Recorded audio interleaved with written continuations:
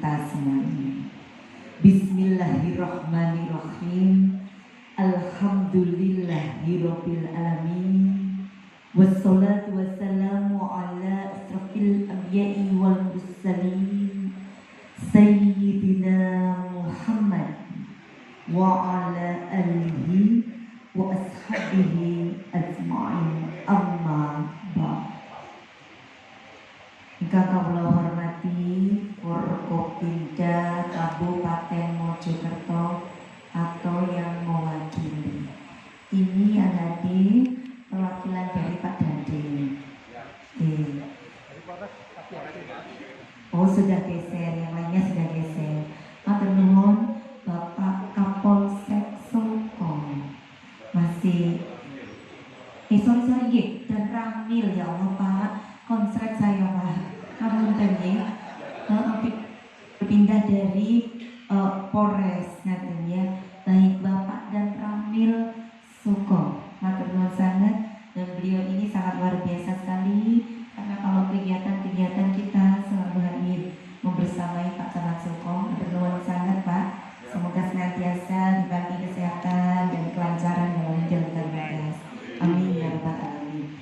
Tentu juga yang saya hormati Kepala DPMD Kabupaten Mojokerto beserta tim. Yang saya hormati Ketua Pengurus, ini bacanya gimana ya? PAPSI, ngoten nggih. D-nya D-nya, P-nya sama D-nya oke, begitu ya. Jadi PAPSI, ngoten nggih. Baik. Provinsi Jawa Timur, Pak Utomo, katanya Pak Utomo ini bukan orang lain, ya Pak Ut ya. Saya sudah mengenal beliau tuh sejak dulu Pak MKP mencalonkan diri sebagai Bupati Mojokerto tahun 2010 nih, 2010. Dan beliau ini adalah teman SMP-nya Pak MKP. Izinkan saya Pak Ut, katen nggih jenengan tak anggap masku dhewe ya. Nggih.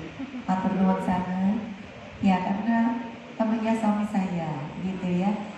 Nggih, matur nuwun, mudah-mudahan ya bangga sekali karena warga Kabupaten Mojokerto menjadi ketua PAPSI Provinsi Jawa Timur. Tentu ini adalah satu hal yang sangat luar biasa, sehingga yang sewu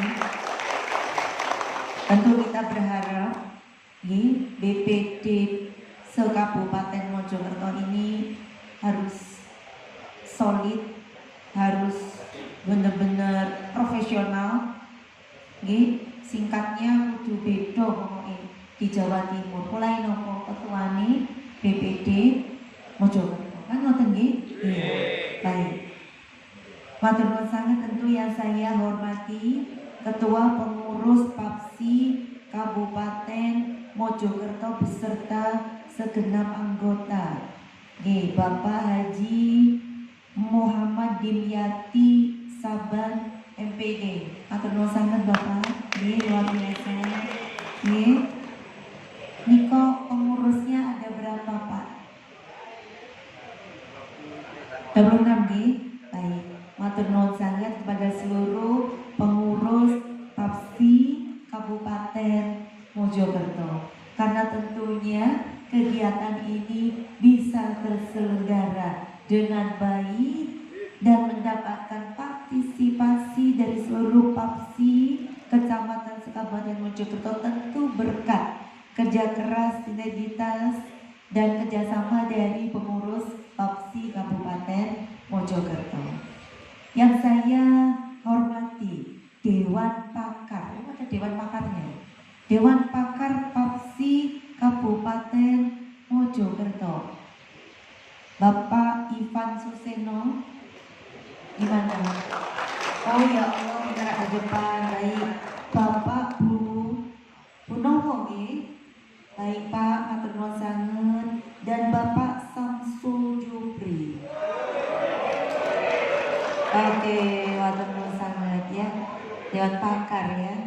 Berarti ini ya, untuk beliau-beliau ini adalah sumber informasi, pengalaman dan segala sesuatu tentang ke-BPD-an kan begitu nih, dari seluruh anggota BPD se-Kabupaten Mojokerto. Dan Bapak Ibu hadirin sekalian, para tamu undangan, nyuwun sewu karena saya berdiri di sini terakhir. Yang sewu ini yang hadir perwakilan dari PAPSI Kecamatan Kabupaten Mojokerto nih. Baik. Matur nuwun sangat Bapak Ibu hadirin sekalian yang berbahagia dan dirahmati oleh Allah Subhanahu wa taala. Puji syukur alhamdulillah.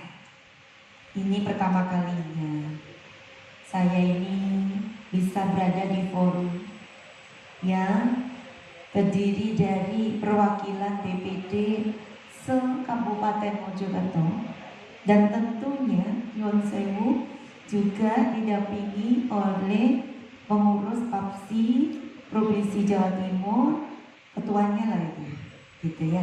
Saya nggak tahu apakah Pak Utomo berkeliling se-Jawa Timur gitu ya, keliling Pak Ut, mudah-mudahan senantiasa sehat. Ya, tapi nomor siji ke Mojokerto lho Pak Ut ya. Alhamdulillah. Jadi saya ulangi sekali lagi, ini pertama kalinya seingat saya selama saya menjadi Bupati Mojokerto. Ngoten to nggih? Iya gak sih? Gitu? Iya. Yang harusnya nyuwun sewu, harusnya saya bertemu panjenengan di forum seperti ini. Ini ada di tahun pertama saya menjabat sebagai Bupati Mojokerto. Harusnya kan begitu? Iya. Sehingga kemudian hasil dari forum ini ya, Rakerda kedua PAPSI Kabupaten Mojokerto kedua ya. Pertamanya kapan?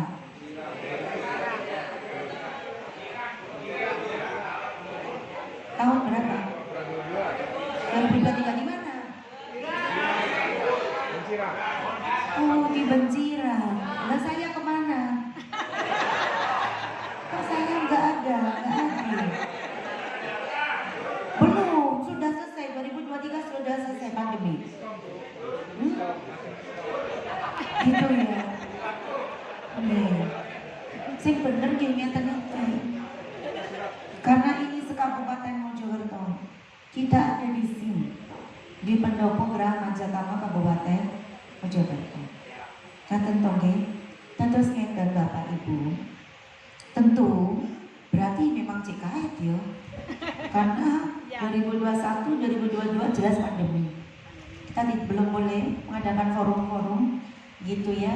2023 baru kita dinyatakan bebas dari pandemi Covid, dan dengan semuanya sedang berproses baru dilaksanakan Rakerda yang pertama. Tentu nyuwun sewu, pasti ini juga mengikuti Rakerda di tingkat Provinsi Jawa Timur. Ngoten nggih Pak Ut. Jawa Timur sudah keberapa? Kedua, sami nggih? Sami berarti. Memang ini merupakan satu penataan baru dari organisasi yang kemudian tujuannya semuanya tentunya adalah bagaimana seluruh BPD ini bisa bekerja secara profesional dan kemudian kedudukannya ini mendapatkan pengakuan dan penghargaan sebagaimana mestinya. Kan ngoten to nggih? Jadi memang baru kedua rakerdanya. Tentu Bapak Ibu yang sangat saya hormati, tentunya mestinya dari hasil rakerda yang pertama ini harusnya sudah ada tindak lanjut, begitu.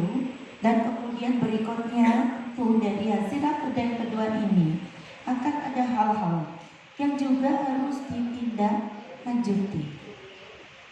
Yang tindak lanjut ini tidak hanya nanti menjadi domain pemerintah Kabupaten Mojokerto, tetapi juga oleh pemerintah desa.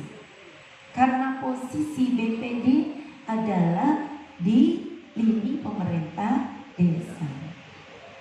Namun Bapak Ibu yang sangat saya hormati, akhirnya saya bersyukur kalau ini tuh saya itu diundang oleh organisasinya perangkat desa PPDI. Tapi Yang mengundang saya adalah BPDI Kecamatan Soko. Saya diundang BPDI Kecamatan Soko. Tajuknya adalah bincang-bincang dengan Bupati Mojokerto. Mereka melaksanakan musyawarah cabang, tidak salah. Begitu. Dan saya senang sekali. Kenapa? Karena di situ banyak sekali masukan-masukan terkait dengan permasalahan yang dihadapi oleh para perangkat desa. Saya tadi mendengarkan ngapunten dalam ini tadi berangkat dari pagi-pagi dalam start dari jam 6 Bapak Ibu, karena peringatan HUT Kemerdekaan Republik Indonesia oleh pemerintah desa ini ada pembatasan kalau tidak salah dibatasi terakhir hari ini terakhir hari ini. Besok sudah dinyatakan selesai, tidak boleh ada lagi kerumunan massa dalam rangka perayaan HUT Kemerdekaan Republik Indonesia yang ke-79.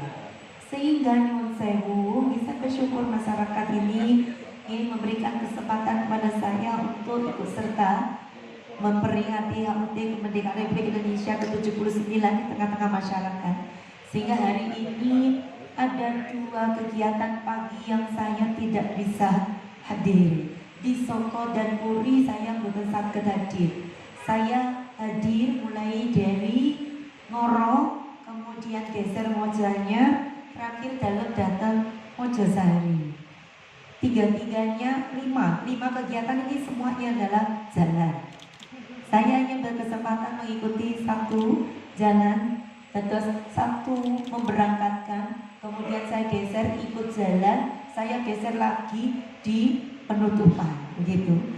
Sehingga nyuwun pangapunten, makanya saya kembali ke sini agak siangan, sehingga kemudian saya harus ganti kostum. Sekalian kula badhe karnaval. Karena ini nanti ada beberapa titik saya memberangkatkan karnaval. Makanya nyuwun pangapunten, saya bisa hadir di tengah-tengah panjenengan di akhir acara, mudah-mudahan tidak mengurangi makna. Dan saya matur nuwun sangat bahwa panjenengan semuanya kompak hadir di sini. Saya dari dalam tadi persiapan belum mengikuti pertanyaan-pertanyaan dari panjenengan semuanya sangat luar biasa. Dan saya sangat bersyukur pertanyaan-pertanyaan dari panjenengan semua itu bagi saya ini adalah suatu indikator tingkat kepedulian dari BPD se-Kabupaten Mojokerto. Bapak Ibu yang sangat saya hormati, sekarang ini kita dituntut untuk bekerja secara profesional. Masyarakat kita semakin kritis. Baik masyarakat yang menuntut pelayanan yang prima, yang menuntut kita ini bekerja sebagaimana mestinya berdasarkan peraturan perundang-undangan, maupun genten loh masyarakat kita yang memanfaatkan situasi untuk kepentingan pribadinya. Yang cari-cari kesalahan, terus lapor-lapor terus mengadu domba. Nah, ini adalah gak bisa disalahkan juga. Mereka ini termasuk golongan masyarakat kita yang kritis sebetulnya. Tapi kritisnya, pinternya itu tidak disertai dengan kepedulian. Yoko apie begitu. Tetapi bagaimana kemudian mereka mendapatkan keuntungan? Maka enten mawon sing dilaporke niku, wonten mawon. Begitu. Tapi ya beginilah kita harus terima. Beginilah kondisi masyarakat kita. Masyarakat kita ini sedang bergerak menuju masyarakat yang betul-betul maju. Kalau masyarakat itu, tingkatan masyarakat itu wonten kali, 3. Ada yang sudah maju tenangan. Ada yang masih belum maju terbelakang, ada yang tengah-tengah ini. Menuju maju nih dulu maju tenanan, tapi bukan ketinggalan, bukan terbelakang, bukan. Jadi setengah-setengah, mampu separuh-separuh. Justru yang separuh-separuh ini yang berbahaya, karena sangat mudah untuk dipelintir-pelintir, dipermainkan. Mudah kenapa? Lek pun ngerti banget, kata dipelintir-pelintir, dipermainkan, buatan mempanjang masa. Wis ngerti lah, terakhir lo gak ngono. Keliru iku sama sing keliru. Salah, sing bener ini. Itu kalau dia sedang maju, sudah paham betul. Itu karakter orang maju. Ini settle, tidak gampang digoyang. Nah, yang terbelakang ngikutin, saking gak ngerti ini. Jadi mau dipelintir-pelintir, mau digerakkan, mau diadu domba. Mosok sih, ngoten saking gak ngerti ini, mboten melampah mendengarnya.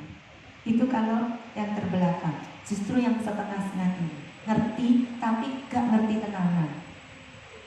Ini yang kemudian ya sangat mudah untuk diprovokasi, digerakkan, dimanfaatkan. Dan nyuwun sewu, sekarang ini kita di posisi itu. Kita menuju maju, nih dorong maju tenanan. Kita menuju settle tapi belum settle tenanan. Kita menuju ngerti tapi belum ngerti tenanan. Dan ini di semua lini, termasuk BPD-nya, termasuk pemerintah desanya, termasuk pemerintah daerahnya. Tapi kita terus berupaya. Kan ngoten nggih? Tadi yang sempat saya simak terkait dengan masalah sampah Reni. Saya matur nuwun tadi ibu-ibu ya tanya ya, suara perempuan terkait dengan masalah sampah. Saya bersyukur loh Bapak Ibu. Kemarin saya keliling Karang Taruna. Nanti karena ini kita harus gerakkan semua potensi. Karang Taruna ini anak-anak muda. Nanti supaya mereka itu gak nganggur, supaya mereka pikirannya itu dia tidak kosong, supaya mereka itu tenaganya bisa dimanfaatkan secara maksimal, diberdayakan, mumpung cekno gitu, harus dimanfaatkan. Maka Karang Taruna saya upayakan untuk bisa bergerak maksimal secara bertahap. Ketika saya juga bertemu mereka juga membahas terkait dengan masalah sampah.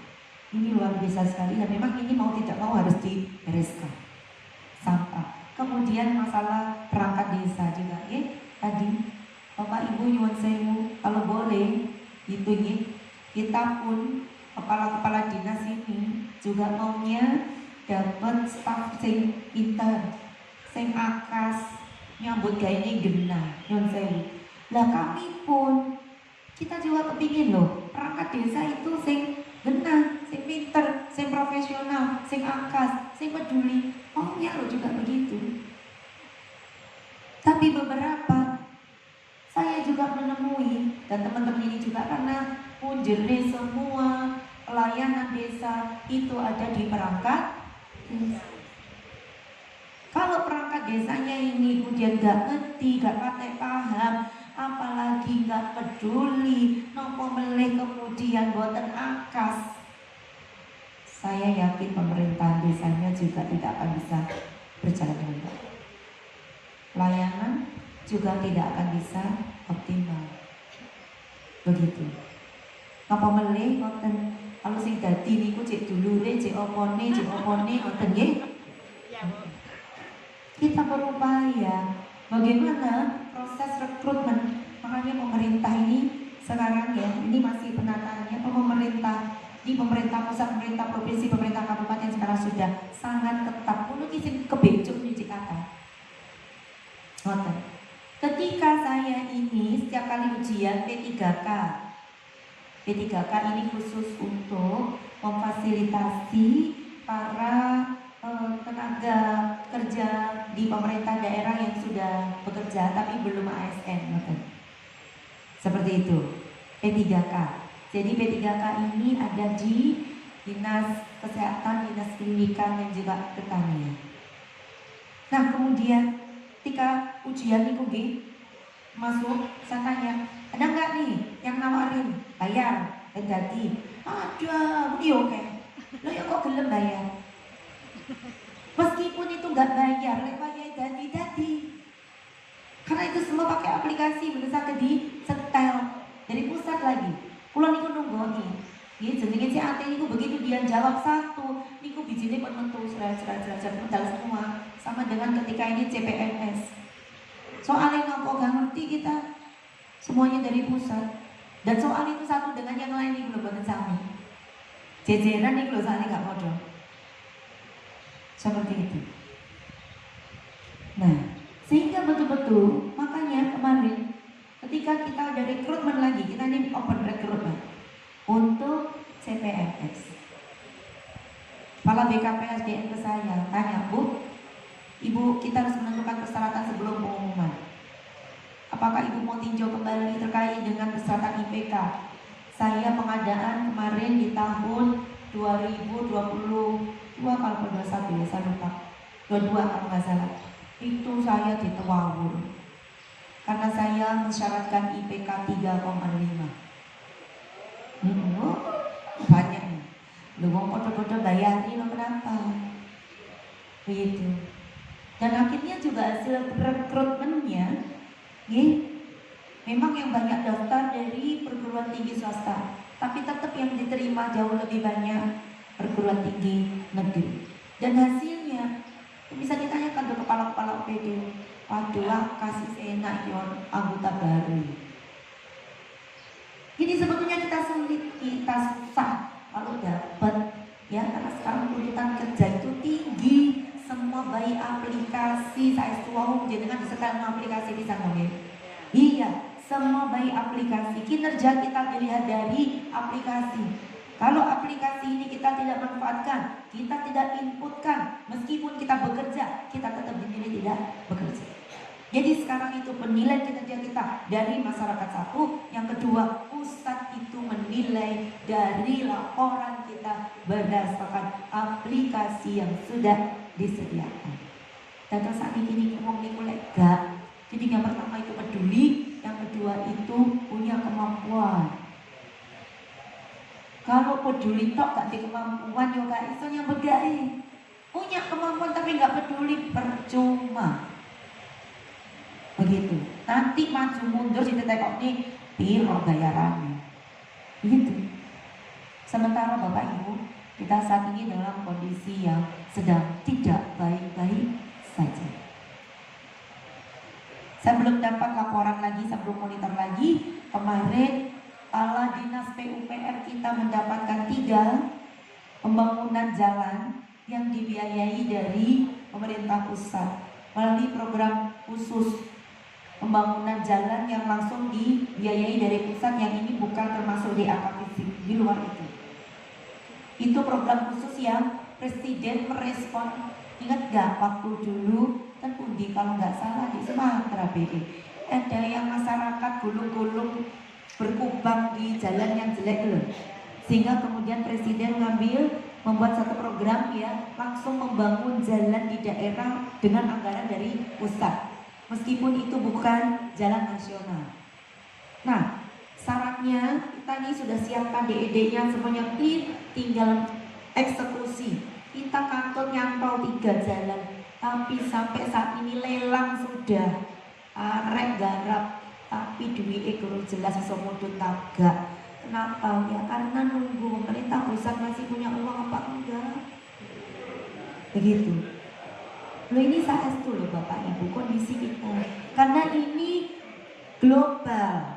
Ini kondisi global. Begitu. Jadi beberapa yang sama kita masih terkendali inflasi, karena ada inflasinya itu lebih dari 50%. Bahkan ada inflasinya itu lebih dari 100%. Itu gila-gilaan yang saya inflasi lebih dari 100%. Dan kita dengan strategi yang diberlakukan oleh pemerintah, termasuk yang sewu, pemerintah itu mewajibkan kita itu membeli barang-barang dalam negeri. Nah itu yang kemudian betul-betul bisa memutar ekonomi. Kenapa? Karena kita tidak bisa mengandalkan ekspor, sehingga dodolannya wong-wong itu kudu ditunggu awake dhewe sampai dipantau oleh pemerintah, dinilai, dicek, begitu. Nah itu cara kita untuk bisa ekonomi kita bisa berjalan terus dalam situasi ekonomi global yang tidak bagus. Ditambah lagi Mas Sewu, kenapa ekonomi global tidak bagus dan inflasi di dunia ini tidak terkendali? Salah satunya adalah faktor iklim. Kita merasakan dunia panasnya kados ngeten nggih. Jadi memang betul mau gak mau sampah niku gak bisa tidak dikelola. Masyarakat nek angel yo kudu dipaksa anjene. Nek boten ngoten awake dhewe nanti sing susah. Ngapunten Bapak Ibu. Saya dari jadi bupati tahun 2021 sampai terakhir ini 2024. 2024 adalah bencana terbesar yang saya hadapi selama saya menjabat. Banjir, gitu, luar biasa. 2 desa terendam beberapa hari, Kedung Gempol dan Rame. Cobi, gitu. Saat derenge lak dereng nanti, gak koyok ngono. Saya setuju. Hanya tahu ini person Gondang niku jembatan yang menghubungkan desa Gondang dan Kebon Tunggul hilang. Bukan wis wayahe, tapi karena arus dari kemarin ya juga arusnya deras pada saat hujan. Tapi kalau kemarin itu sampai jembatannya hilang, maka ini berarti arusnya luar biasa. Nah, Beringin, Rejo, jebol, gitu. Itu lebih luar biasa lagi. Kenapa? Tanggul itu dibangun dengan biaya pinjaman dulu. Karena kalau tidak salah 32 miliar untuk membangun tanggul itu.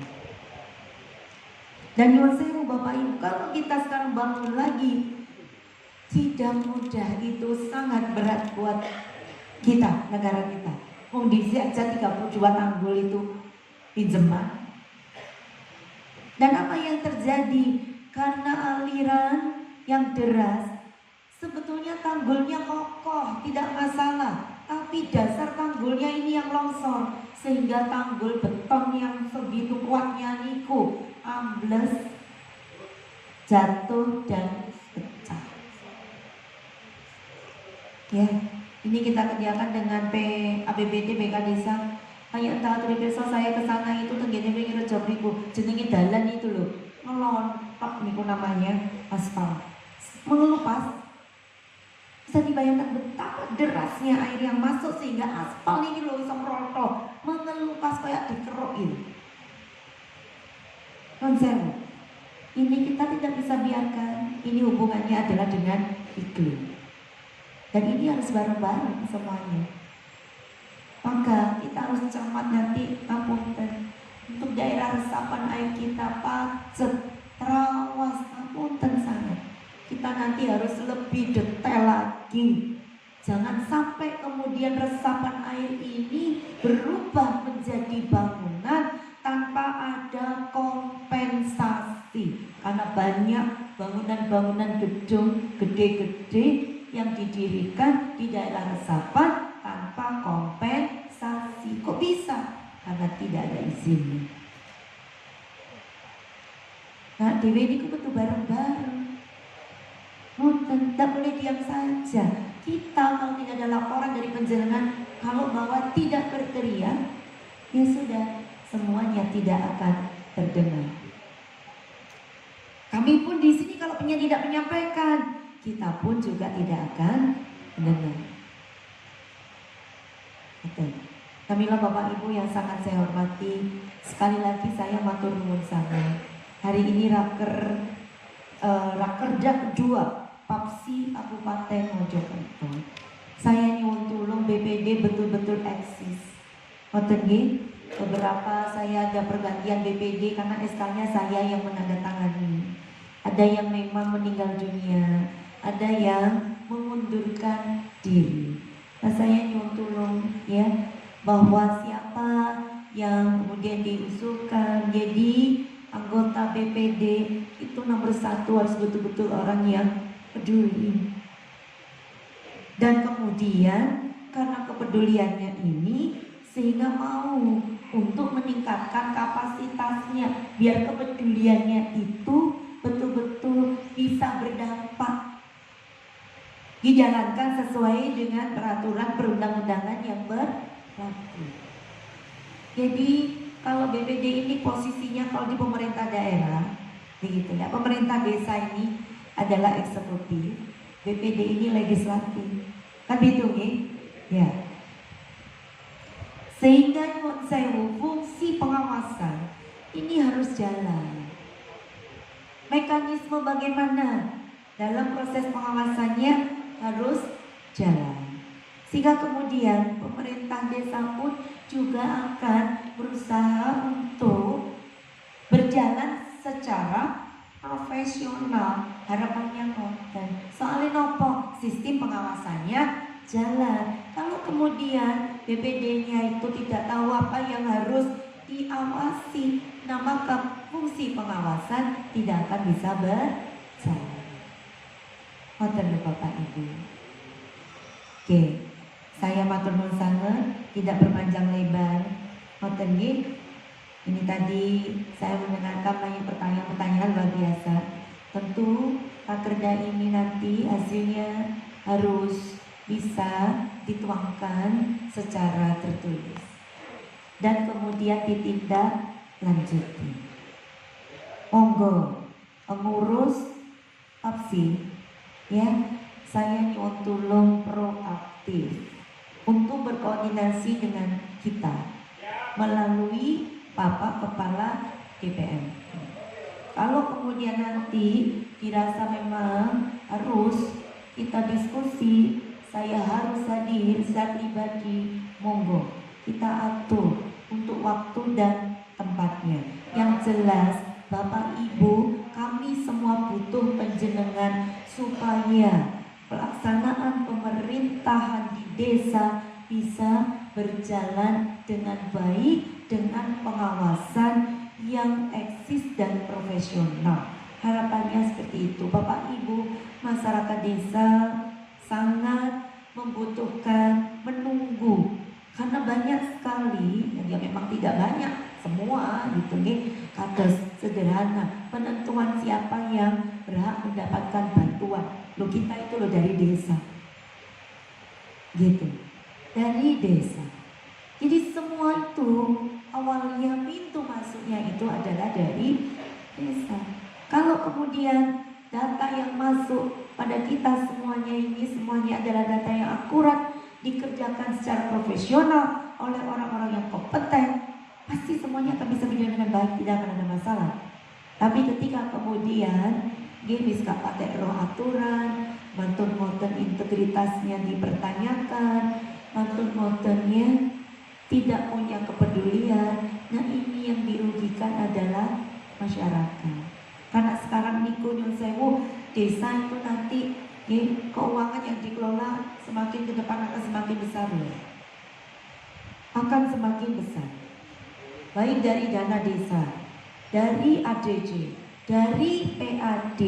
Nah ini kita belum banyak mekanisme kontrol kita terhadap PAD belum bagus Bapak Ibu. Belum bagus, ngapunten. Kita tidak tahu apakah ada kebocoran dari PADes maksudnya, yang diterima oleh desa. Kita tidak tahu.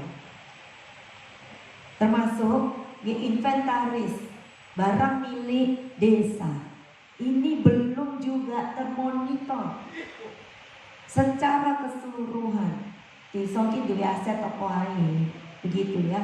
Di tanah di diai. Ini pemerintah masih proses penataannya sampai di tingkat kabupaten kota. Nanti kalau kabupaten kota finish, pasti nanti desa juga harus bisa menginventarisir asetnya. Ini banyak masalah. Soalnya dhisik niku kepala desa zaman dulu niki kalau tukar guling niki lo kata betine. Satu yang kemarin niku rame suwe gak mari-mari di desa Wonoploso Gondang. Karena apa? Wis dituker terus jadi aset desa, jadi lapangan. Lapangan kan milik desa, milik wong sak desa umum. Tidak no sertifikat lapangan itu lah kok enak sing memiliki. Ada yang pegang. dan kemudian diminta oleh ahli warisnya. Coba, padahal sejarahnya mesti ijoli, ijol-ijolan, tapi tidak ada bukti sah otentik. Lho, ternyata ini sama-sama ya, nanti itu masuk PPD harus melakukan pengawasan. IBE desa kini karena nanti dituntut untuk bisa dimanfaatkan secara maksimal. Termasuk kabupaten itu dituntut untuk cari duit sendiri, kita harus PAD-nya itu dipantau terus. Hanya BPK, KPK ikut memantau. Harus naik sekian persen, gak boleh PAD ini stagnan. Sehingga kemudian lo aset-aset itu sing nganggur-nganggur lo manfaatno, sewakno. Begitu. Jangan dibiarkan saja jadi tanah tak bertuan, nek ngoten terus mari gawe tempat pembuangan sampah. Biasanya ngoten. Ini harus dimanfaatkan. Nah, ini yang harus ditata. Ke depan ini banyak PR-nya. Desa nanti akan semakin berkembang. Apalagi dalam kami planning ya untuk anak kita ini, karena saya dengan nanti mencalonkan, Bapak Wakil Bupati juga mencalonkan, kita punya pasangan masing-masing. Kami sudah menyusun planning depan fokusnya ke desa. Saya sudah sampaikan pada seluruh kepala desa. Kalau pemerintahan saya yang pertama, kita fokusnya menyelesaikan tanggung jawab Pemkab. Jadi infrastruktur yang kita selesaikan adalah infrastruktur yang dikerjakan oleh PUPR, yang menjadi tanggung jawabnya Pemkab. Kita dan terus kami ngetenggi apa carane itu ya, banyak yang kita ini kalau dibandingkan dengan kabupaten kota lain, mau coba kalau itu duitnya gak setiro, kabupaten gak seberapa. Kita cuma di angka sekitar 2,5, 2,7 naik turun triliun satu tahun. Tapi pembangunan fisik kita terlihat real, nyata dibandingkan ngapunten. Sidoarjo itu belajar ke Indonesia, ke Mojokerto. Sidoarjo itu 3 triliun lebih PAD-nya di bandara. Bandara itu Sidoarjo, Soekarno Juanda itu. Dia punya bandara. Hanya tahu di peso, Bojonegoro, niku duwe kilang minyak, grup cepu, niku duwite niku nggih 7 triliun luwih niku enten. Awak dhewe 2,5 naik turun dikit. Tapi nyuwun sewu, kalau orang lihat masuk ke Mojokerto ono bedane. Jalan-jalan di Mojokerto baik jalan kabupaten, jalan milik desa. Ngoten nggih, kula niki lek diundang kula tas niki nggih keluyuran dalu selawatan niki. Pergi enten undangan, pergi kula niki badhe nyalon malih, diundang niku mungkin mboten teko niku yo. Mboten penak kok tidak dipilih maneh. Lah nek ngoten sing nggih. Iya.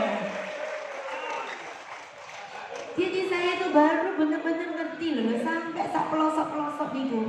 Ternyata jalannya kok yo wis enak. Oh, dan tiang-tiang niku selawatan, nggih dalan cor-coran. Begitu. Luar biasa niku mlampah nggih dalan cor-coran. Alhamdulillah. Tapi niku durung mari. Kita harus lengkapi dengan saluran air. Niku dulu kepikir. Kan begitu. Beberapa jalan TPT-nya belum. Kalau wingi aku neng waktu sumpah loh, dalan ini lah kok mekrok ini pecah tengah. Tak delok belum ada TPT, sementara sawahnya di bawah, jalannya terdukur, gerakkan tangannya. Nah akhirnya landasannya ini nggak kokoh, geser, tengahnya ledek.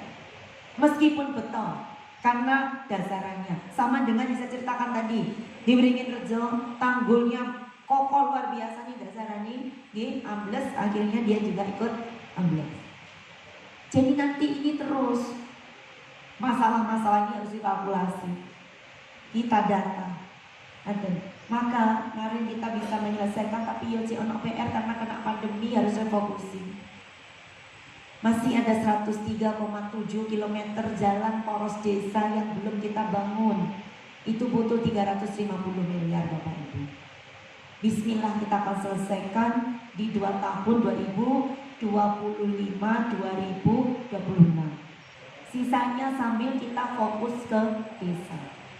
Jadi nanti selesai di tahun 2030 tidak boleh ada jalan lingkungan yang belum bagus. Tidak boleh ada balai desa dan kantor desa sing elek. Dan kemudian desa nanti harus ada batas jelas. Dan batasnya nanti semua seragam, candi, Wringin Lawang dengan desain dan besar yang sama.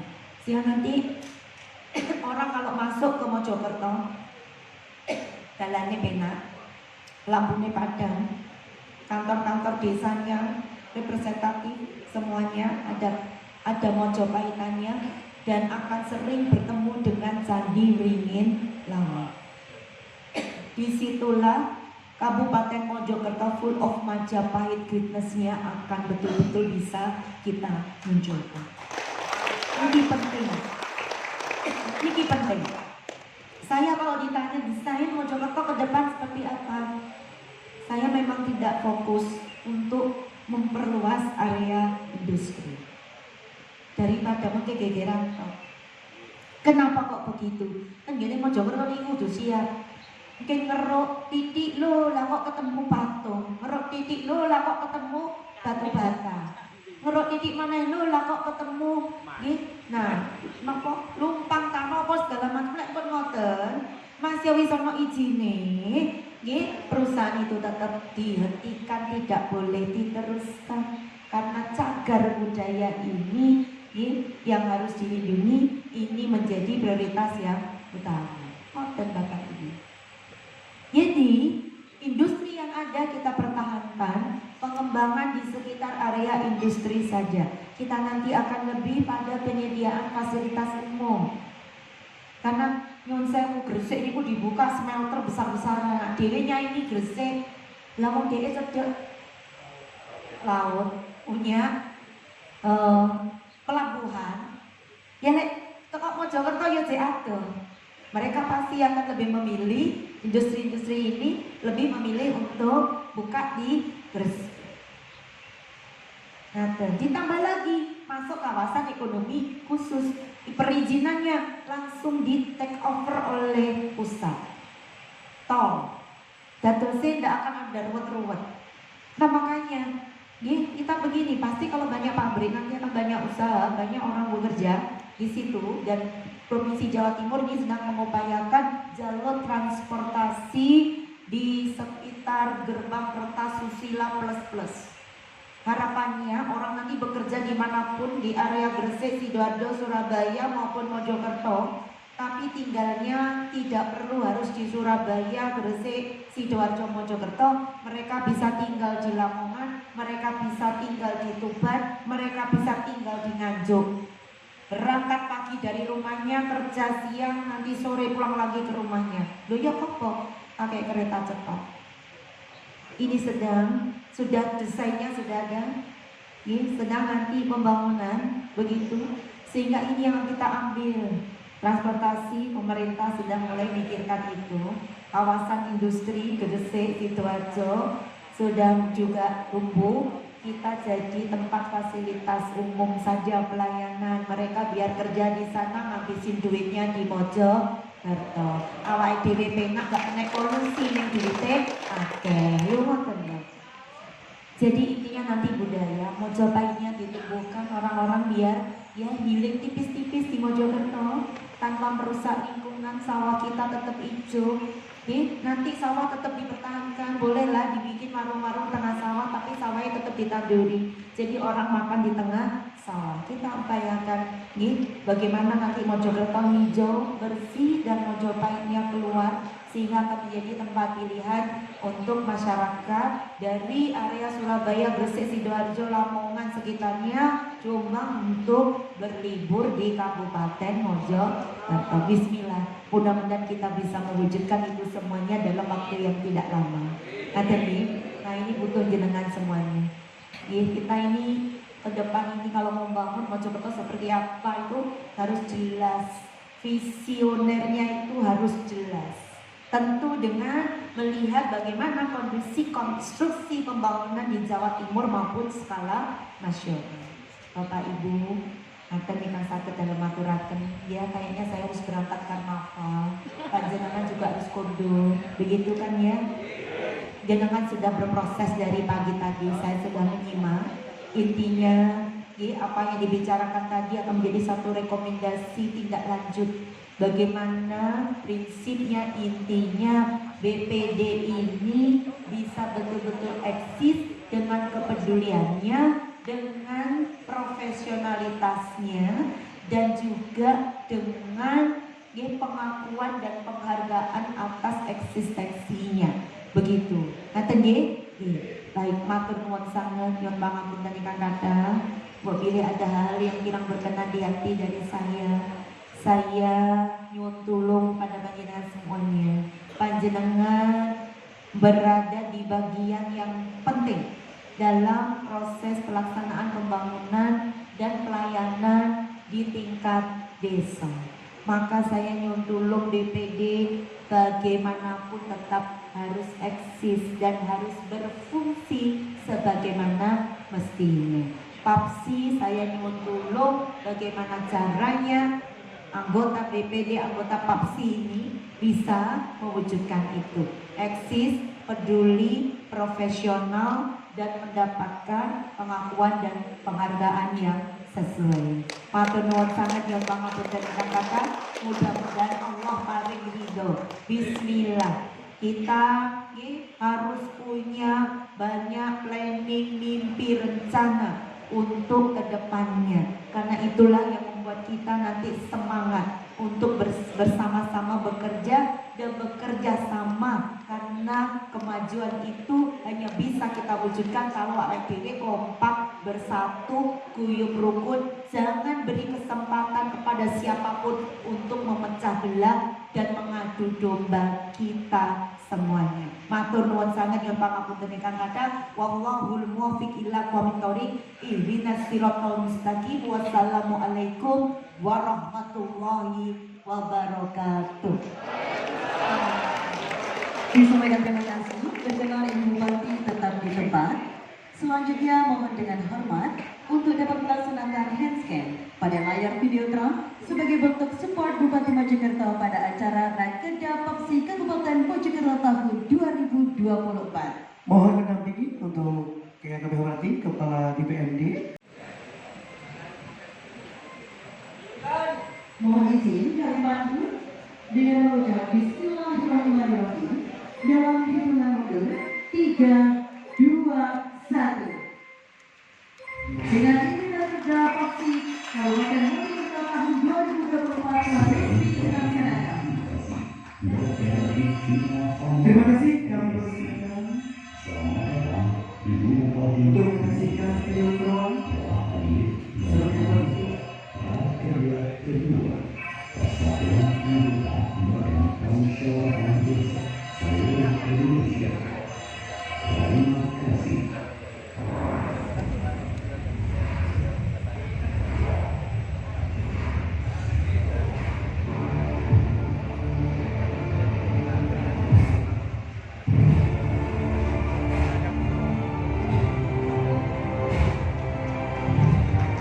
Yang selanjutnya